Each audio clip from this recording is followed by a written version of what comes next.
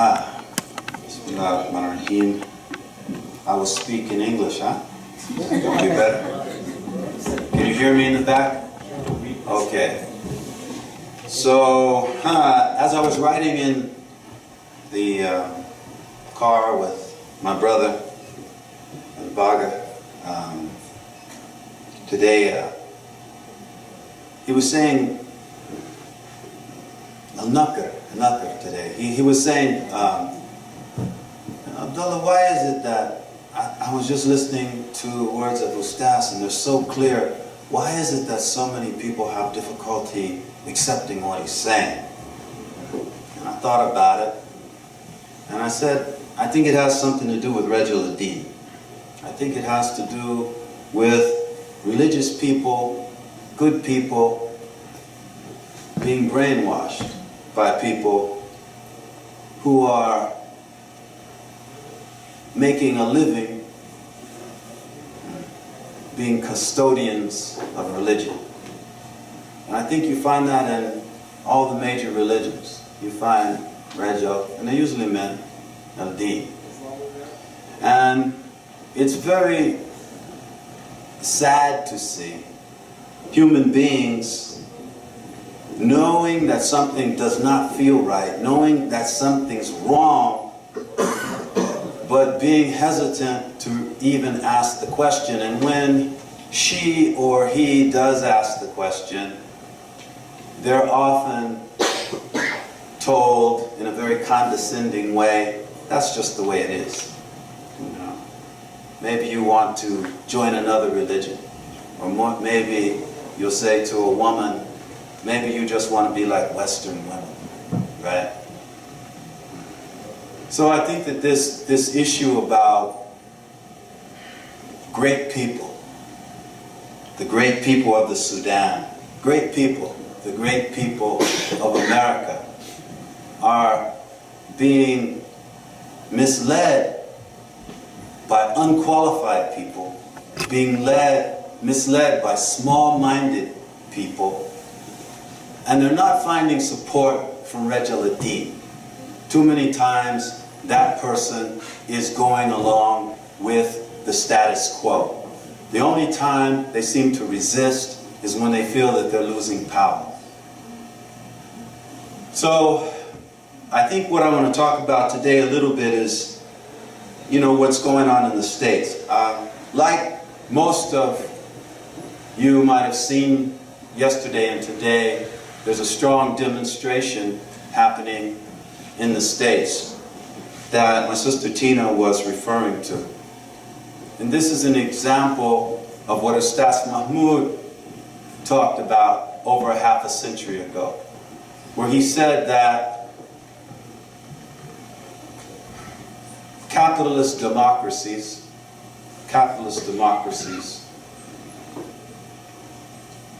are finding themselves paralyzed at present to bring about true freedom and justice to their people. This is what's happening in the West. Ustaz said this over half a century ago, over 50 years ago. And he said the problem with these capitalist democracies, these Western democracies, is that the capitalists, the people with the money, control the government. And by government, we mean the representatives who the people have elected. And they also control the institutions of the society, the media, the educational system, and even influence the judicial system. In this type of situation, you find our representatives, whether it's the Democratic Party in the United States or the Republican Party in the United States, you find the representatives of the people more concerned about perpetuating their party, maintaining the power of their party, than they are of protecting the rights, the basic rights and the human rights of the people who elected them to serve them. This is why Donald Trump, one of the reasons Donald Trump's in power. The Democratic Party decided that they were going to run a candidate for president who was an insider within the Democratic Party, Hillary Clinton. She had all of the right connections. Her husband was a former Democratic president. She had served under Barack Obama's regime. He helped to groom her by making her Secretary of State. And so she was the party's choice. So what they did was they undermined the candidacy of Bernie Sanders, the socialist who was running. By undermining him, I mean, what they did is they had delegates pledged to Hillary Clinton before she even campaigned in their states. So when she would go into the states, the Democratic delegates in the states had already pledged to support her, meaning that no matter how well Bernie Sanders did in those states, the best he could do was break even with her. So they essentially set it up before the election that she was going to be the candidate, knowing that all of the polls showed that Bernie Sanders ran better against Donald Trump than Hillary Clinton. But because Bernie Sanders threatened the system, because he was a socialist, he was locked out. This is capitalist democracies perpetuating their parties and their own candidates at the expense of the people. And now the consequence of that is we have right now a man who has somehow become, and I've told you the methodology, who has through that process become the President of the United States, even though he is clearly classist. He's a billionaire. He respects money. He exploits people and justifies it. He's a racist, and he doesn't apologize about it. He's a narrow-minded nationalist. He's a protectionist. He's a sexist. He's a misogynist. He disrespects women. And the list is long. He's an ableist. He makes fun of the disabled. The list is long of the problems with this human being, right? Yet he's now the President of the United States. And this is a catastrophe for the United States. And it's beautiful that people are raising their voice and protesting. But again, back to the words of Ustaz Mahmoud. Freedom, the price of freedom is the time you're willing to spend to protect it. And what we find is, in the United States, people have been miseducated. They've been misinformed by the media, miseducated in the schools, and generally exploited by the capitalist structure of the society. And people seem to have very little capacity and often interest in protecting the precious freedom that we do enjoy in that country. But now, we'll see what happens with Donald Trump, a heartbeat away from implementing his vision of the world. Now the United States is going to be forced to put its money where its mouth is. If we are, in fact, a society that has any relationship to democracy, to justice, to equality, we're going to have to show it now. Donald Trump has forced people to practice, as Dr. King said, we're going to have to actually practice what we put down on paper. And this is related, to religion as well. When we start thinking about what does it take to allow a person to stand up for what they know is right. Because if we say that freedom requires individuals to put in the time to protect it, what are the prerequisites for that individual? One is the proper type of education. And Ustaz Mahmoud talks about education in two different ways. He says there's formal education and there's also training. There's also training in building your moral character, educated in that way, which starts at home. And it takes both types of those educations in order to develop free people. He talked about the importance of integrity, the importance of having clear and precise thinking, and the importance of having a peaceful heart as being prerequisites for us to build the type of society that we need. So this is where Republican thought comes in to the big picture. And it's a global picture, because what I just said about the United States in terms of how the government is compromised has always also been laid out right now for Sudan by my sister Tina. What does it take for people to bring about the type of society that is needed for them to be able to, as Ustaz Mahmoud says, get on their path, their orbit of self-realization? And one of the things we know that it's going to take is it's going to take some type of society, some type of social structure that provides the environment for that to take place. It shouldn't be something that we should have to really discuss, that Islamic law designed for the 7th century is not the method, it's not the framework that's going to create that society. What will create that society is finding a universal code of conduct that people can adopt, both to organize their society and also to cultivate their better self, clarify their thinking, become more compassionate in their behavior, become more calm and peaceful in their interactions with others.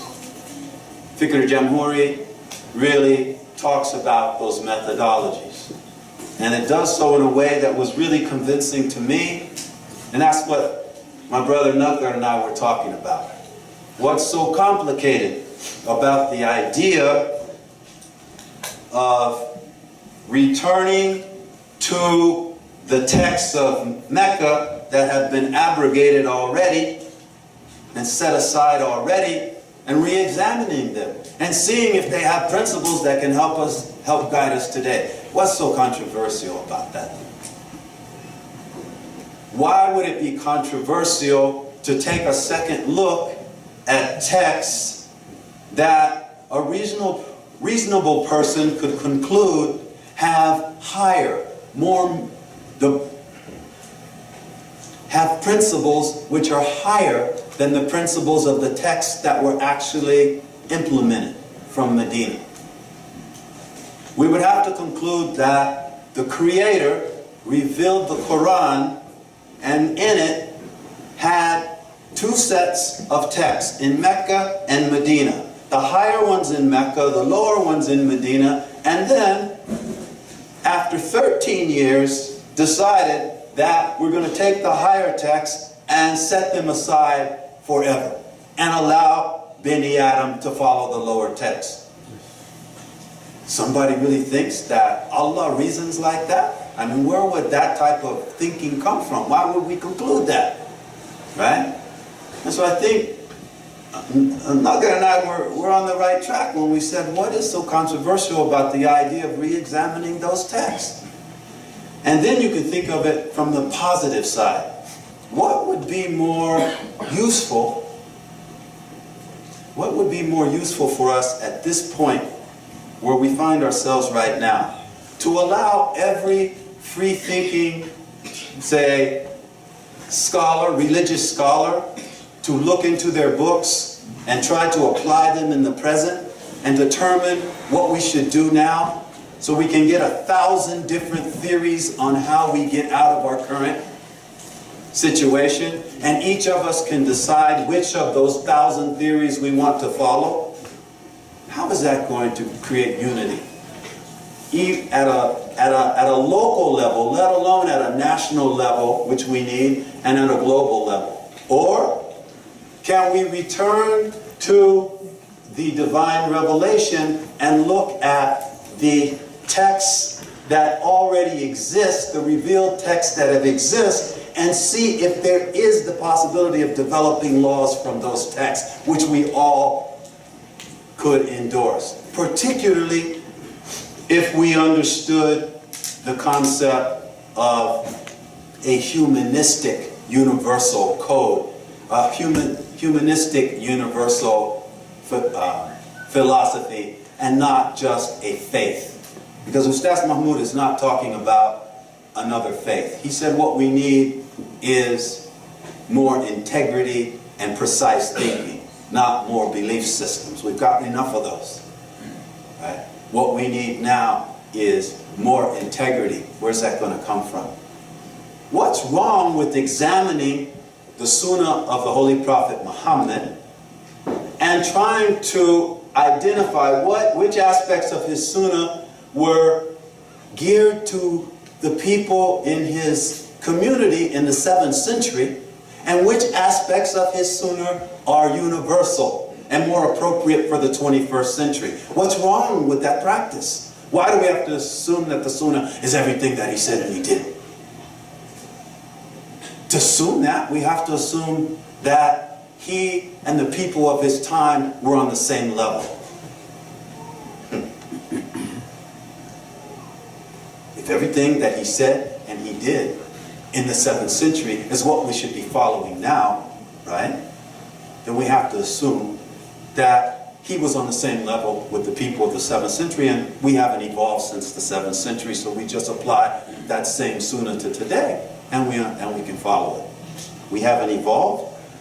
I don't think anybody reasonable is going to really argue that we haven't changed. We've changed from our grandparents to right now, let alone in 1400 years, talking about the same code being applied again.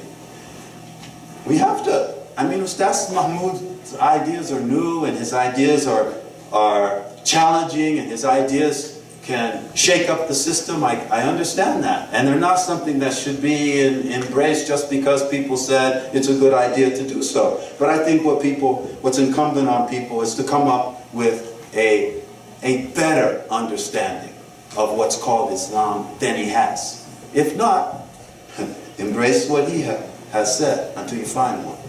That would be my kind of thinking, and that's what I've done. I've tried to do. And it's not easy, because following the Sunnah of the Holy Prophet Muhammad is easy to say, but it's difficult to do. He was an exemplary human being. He was a socialist, as Ustaz Mahmoud says. He didn't use the word. That word wasn't existing in Arabic at the time. But look at his conduct. Look how he lived. He took nothing beyond what he needed. He stored up no wealth. He didn't even store food to the next day. That's how he lived. Right? He set an example that would be useful for us to emulate today. Doesn't mean we're going to become him. Doesn't mean we're going to achieve his status. But it means that we can do better than we're doing now if we would look into his personal practice.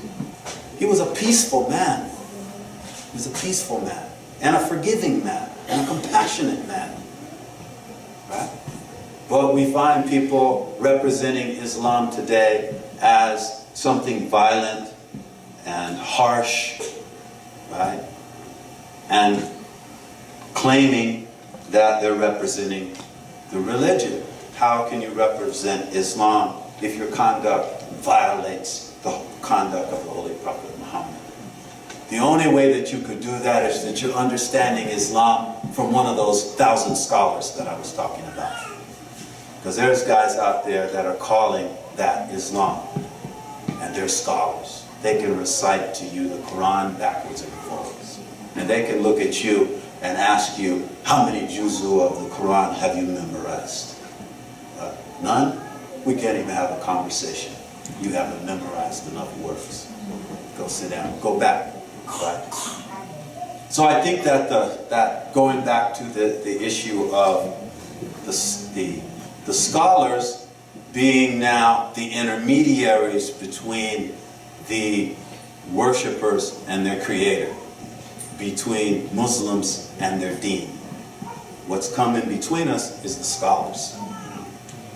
Setting them aside, I think every individual has the capacity and the right to search for what works for them, what solves their problems. And Fikr Jamhuri is sure a very good place to begin, and for many it's a good place to end in that search.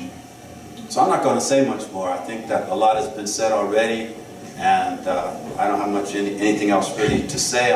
I'm welcome to take questions on anything. We're going to open it up, as I understand, to questions. We're going to open it up to questions on the three people that addressed you. So thank you very much.